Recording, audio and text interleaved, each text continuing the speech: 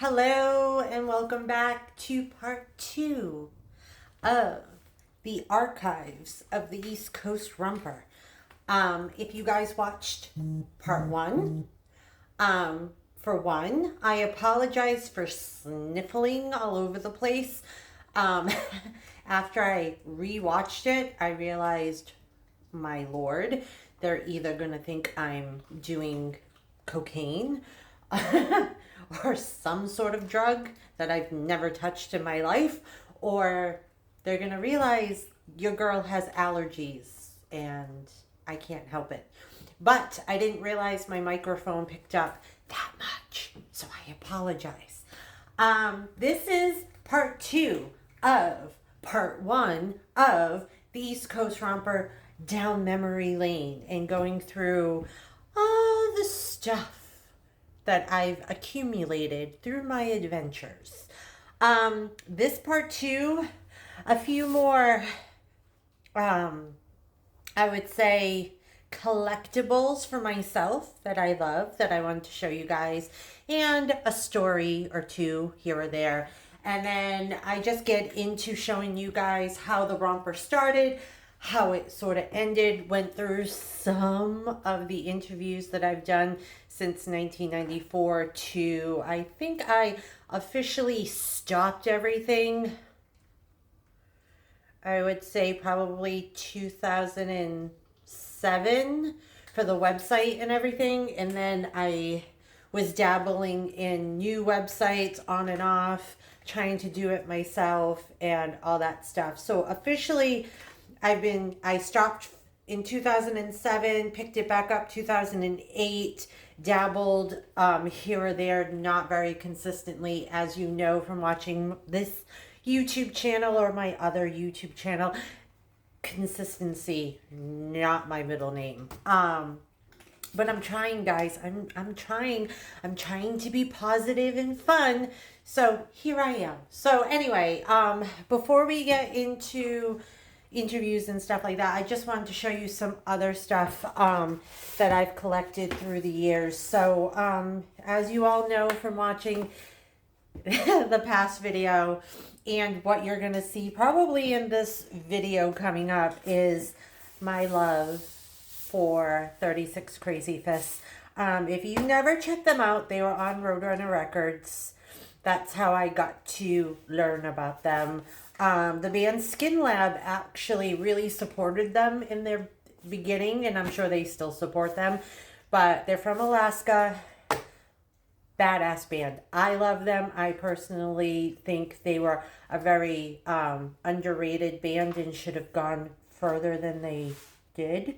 Although they did have success. But the last show that I ever saw them was, I don't remember the venue. I know it was Providence, but they played, and I picked up their album and got the guys to sign everything. When this did happen, this was my last interview with Brock, the singer, and I don't know, this is my love. Like I said, a lot of people do autographs for collecting and it's going to be worth money someday. I don't know. Maybe this will be worth money someday, but to me, this is like happiness in my heart. So I'm so stoked that they signed it, and I don't know, just to read some cheers. Mr. Holt said, "You rock." And then Brock signed it and said, "Steph, thanks for all the kindness over the years." I just love them. But the album's pretty kick-ass. I mean, yay. So I love them. And then into the future, my second probably favorite band to come out was, and they're still actively touring. I know they just came to town in Connecticut with Butcher Babies, and I missed the show because I'm an old lady now and don't like to travel. But the band Dead. Love them. When this album first came out, I was able to interview them in Connecticut at, I'm trying to think who they opened up for, but they were the opening band. My mind, I'm old. But I got them to sign this when they came and headlined the Met in Rhode Island. And this is my other cherished love. Like I said, who knows if it's ever going to be worth money, but to my heart, it's worth $1 million. So I love them. And if you haven't checked them out, go check them out. Lastly, before we get into the nitty gritty of the East Coast Romper, this is an old album, and I wish I took better care of it. But Poison. Everybody remember Poison? So here's the story. Ricky actually signed this, and I was able, now to all of you who don't really know me, my mom passed away 8 years ago. And before she passed away, in my younger years, she's the one that got me into music and everything. And when I started the East Coast Romper, she was like my #1 supportive fan, and she actually liked a lot of the bands that I got to interview.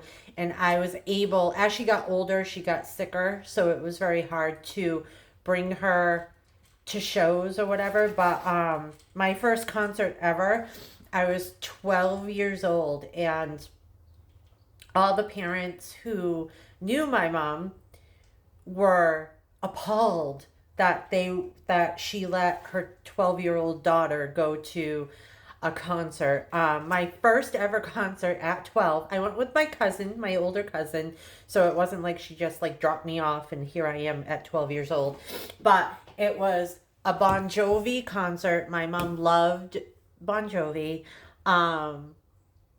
She got us tickets, me and a friend, and my 2 cousins went with us, and it was Bon Jovi headlining, Skid Row, Cinderella, and I don't know if there was somebody else, but it was those 3 bands. It was for the Slippery When Wet tour. So much fun. And then she drove us and all that good stuff, and she did that for multiple shows as I was in my teenage years before I got my license. So she brought us to Judas Priest, Ozzy Osbourne, Motley Crue, all kinds of stuff. She never went to those shows, but as I got older and I was able to do shows and get passes to shows, and I knew she loved certain bands, I was able to get her to see Bon Jovi as a group play. And then when John Bon Jovi went solo, I actually got passes so she could go see them. Meatloaf. She went to go see Third Eye Blind because she loved them. So it was a lot of bands that she loved that I was able to actually give her and see her act like a child again. And it, I don't know, it just warms my little heart. But Poison, she loved Bret Michaels. Mind you, we weren't able to meet Bret, which I wish she did before she passed. But she was able to see them live. We got to see them live. And then we did an after show where we got to meet Ricky. And it was just cool for her to like interact with everybody. So yeah, those are a few of my things. And other than that, we're going to get into part 2. You're going to see some of the other bands I interviewed and some pictures of memories and all that good stuff. So I hope you enjoy part 2. And I will see you guys in the next video.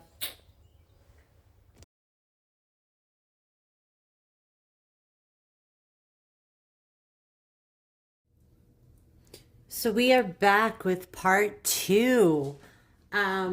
This time we're kind of going to go through how the romper started and what it looked like we're going to flip through a few more books just to show you the bands that I interviewed. So to the start, you're looking at how the romper became. So this was back in 94. like 95, 94-ish. I started this on my kitchen floor. So the way it looks is kind of childish, but this is what we had to work with.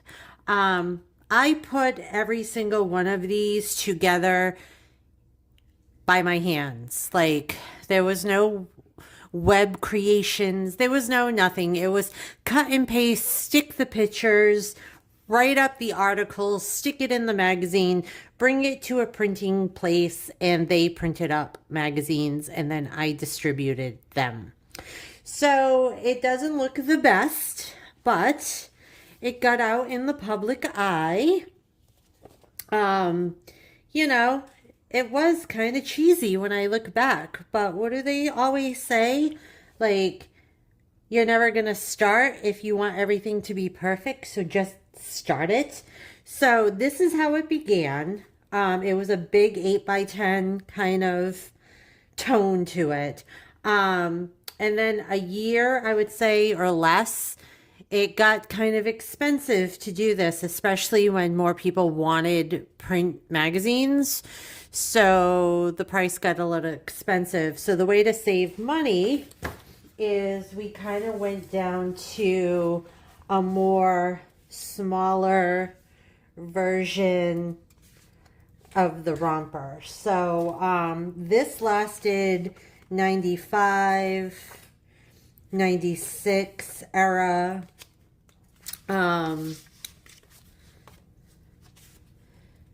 There's some Godhead we did an interview with.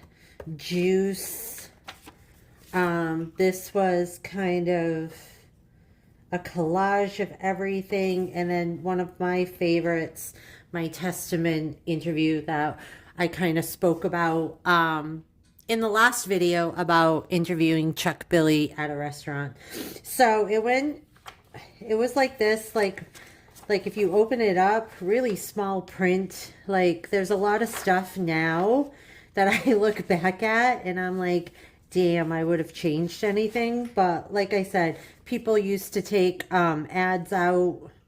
This band, I'm pretty sure, was from either California or down south somewhere, and just to get their name out, since these went out more East Coast, New England area.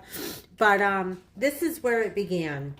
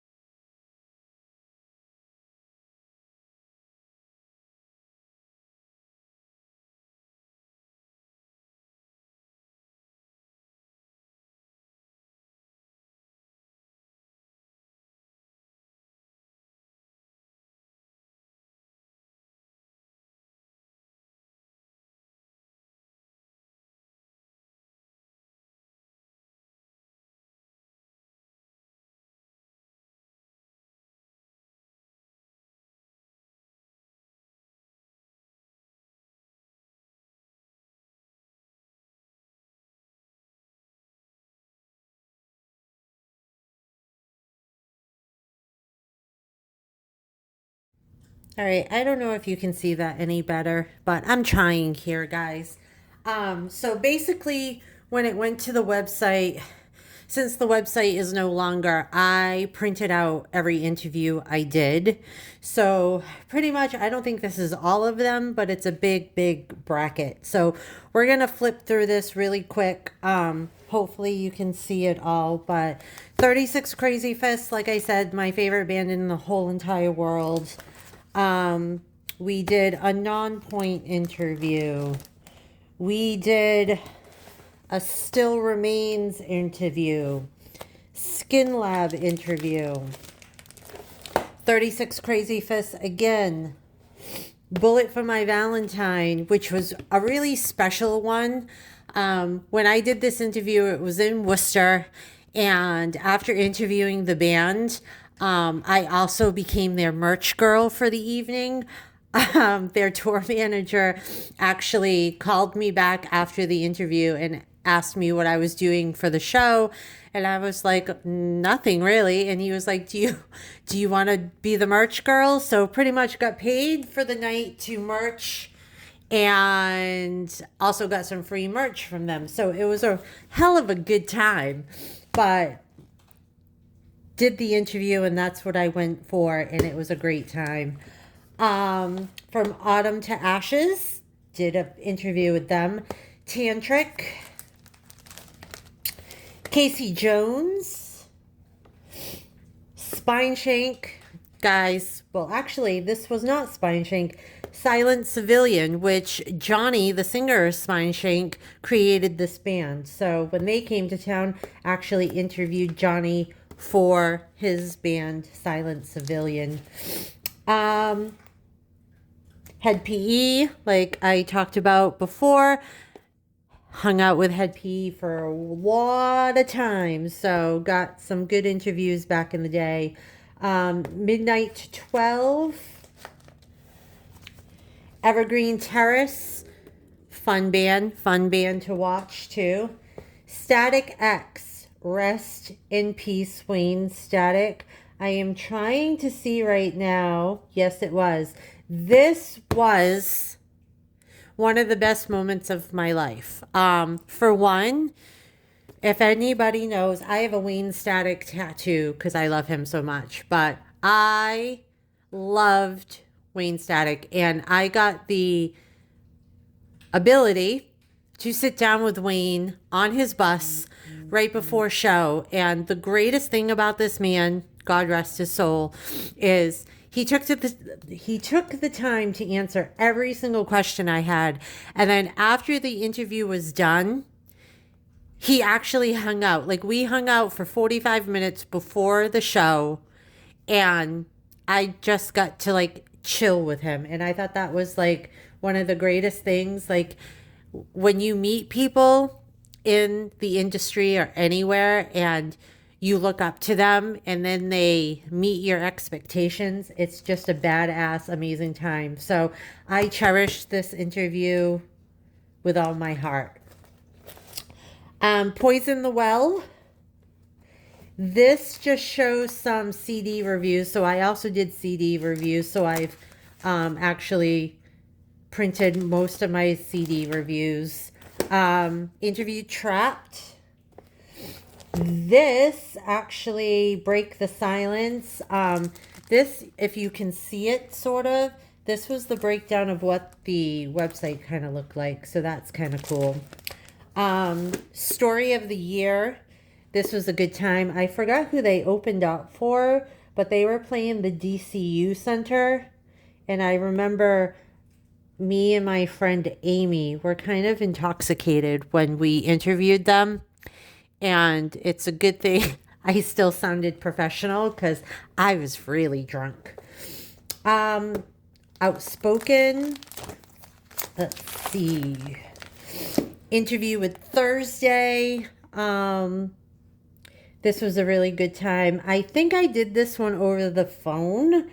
But we did go see them at Lupo's in Providence too. Amazing evening with Thursday. It was a sold out show. And if you ever went to Lupo's back in the day, it was 2 floors and like the ceiling was sweating and it was so disgusting, but such a great night. Breaking Benjamin. Love them, but it was raining this day, and let me just tell you, I think Ben is a little afraid of rain because he was a little late to my interview, but he made up for it because the interview was very, very cool. Taproot, gotta love the Taproot boys.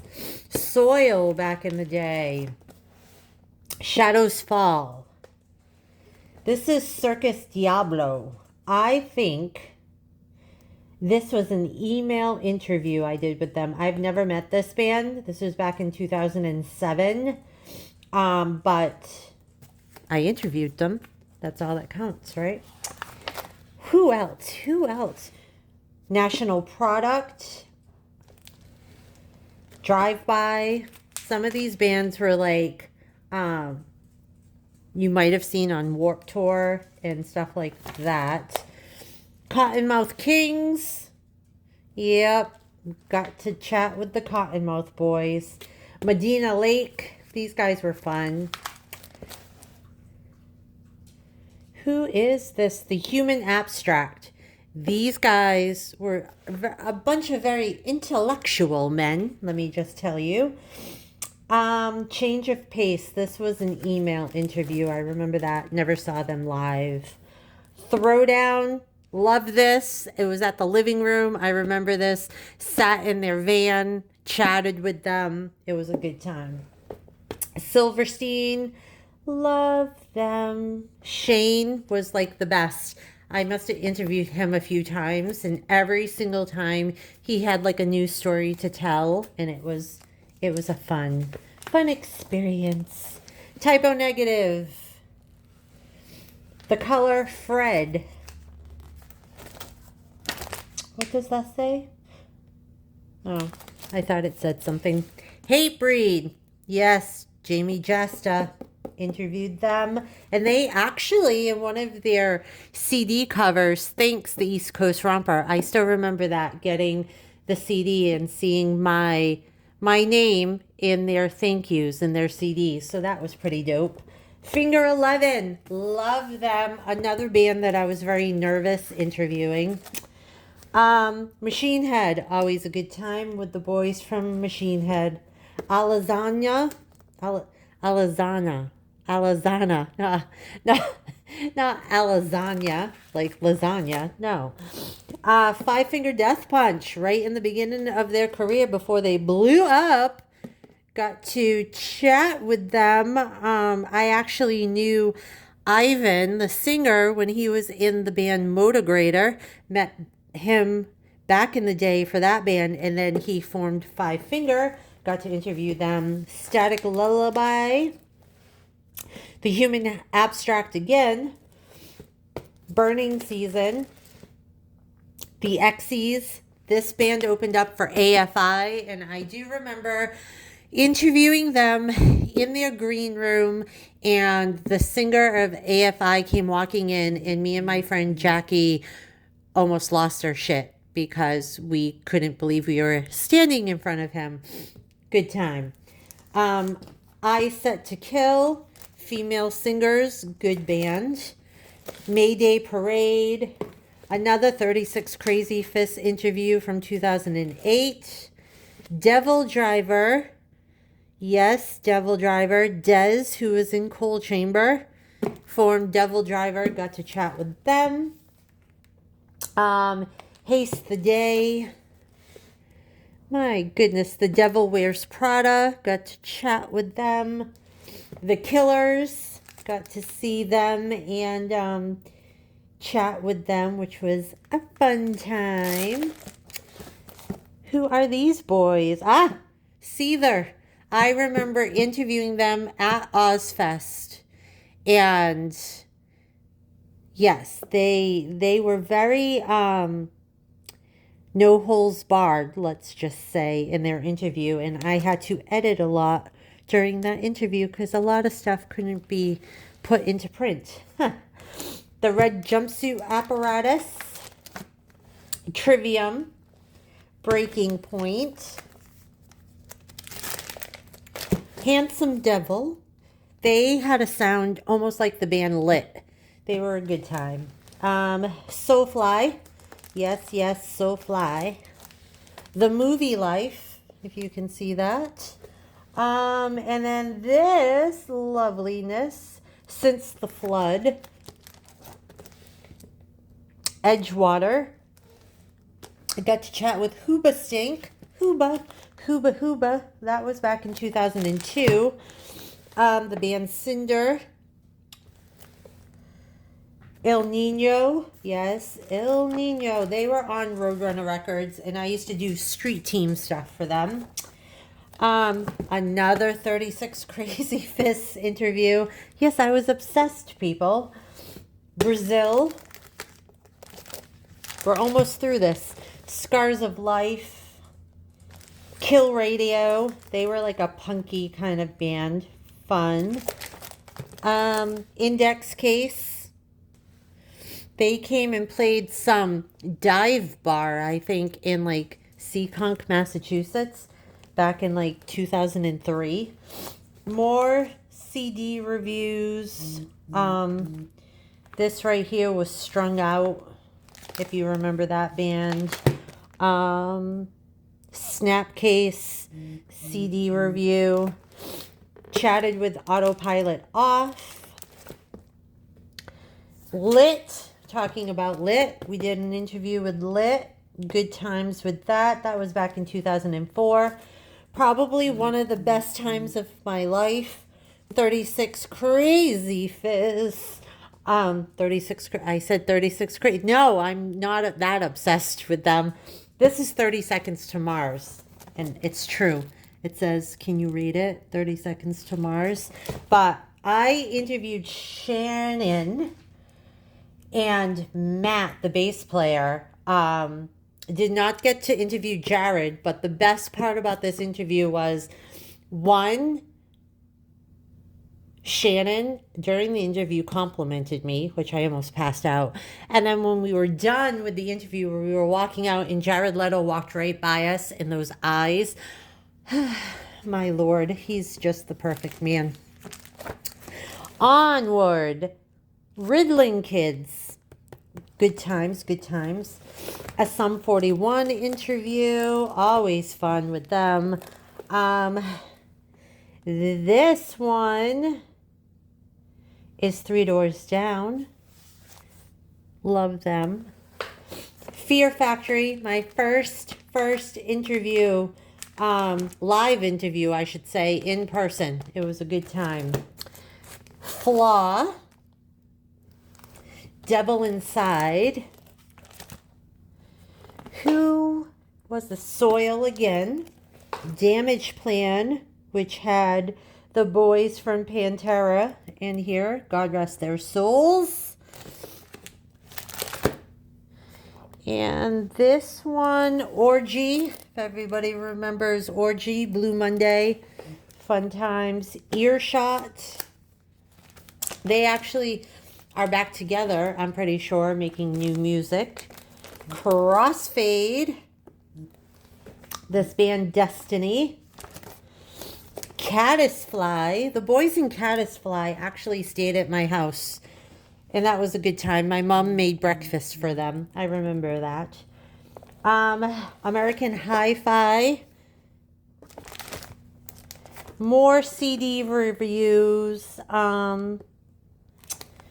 The Biohazard interview I spoke about before. Good Charlotte interview. Boiler Room. As I Lay Dying interview. Ambionic. Oops. More CD reviews over here. Did a Catch-22. Strife. Blood for Blood. Interview with the Union Underground. Probably the best band ever, Funeral for a Friend. They came all the way, let me remember, from Wales, I think. And this was the first time, oh no, this was the second time. They did the Taste of Chaos tour with As I Lay Dying, Greeley Estates, and Thrice. And I got to interview them at the venue, and that was a good time. But when they had their very first tour in the United States, it was in Providence, Rhode Island, and I interviewed them back then also. More CD reviews from Kitty, Godflesh. We also did live reviews too.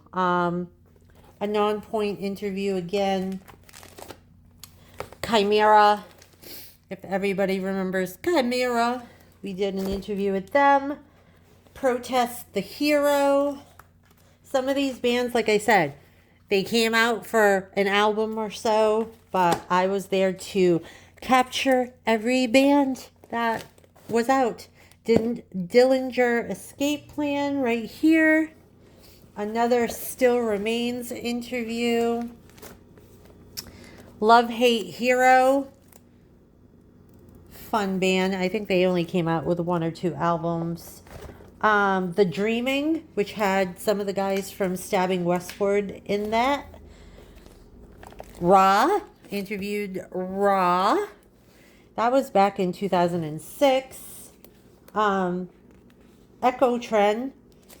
Saw these boys. Actually went to Hooters with them and had some wings.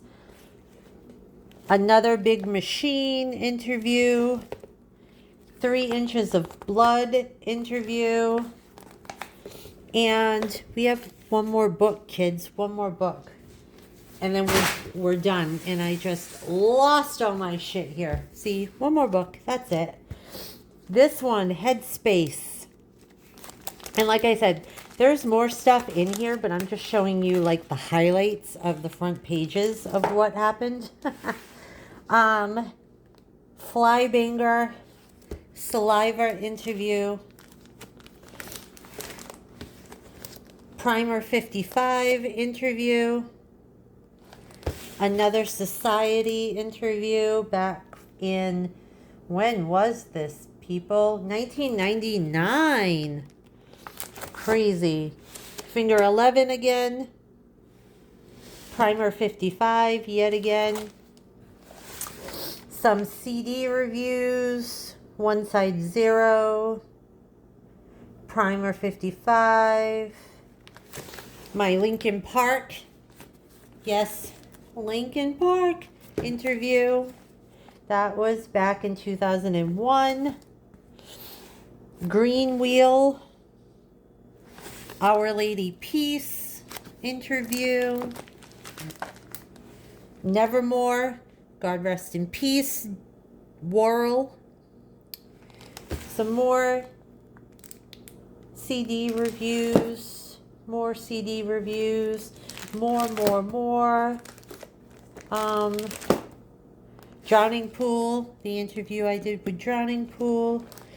More CD reviews. Head PE interview. Haste, if anyone remembers the band Haste. Boy Set Fire. The Burning Season. And yet again, Typo Negative. Like I said, that's just a little snippet of what is happening. And yeah, good times, right?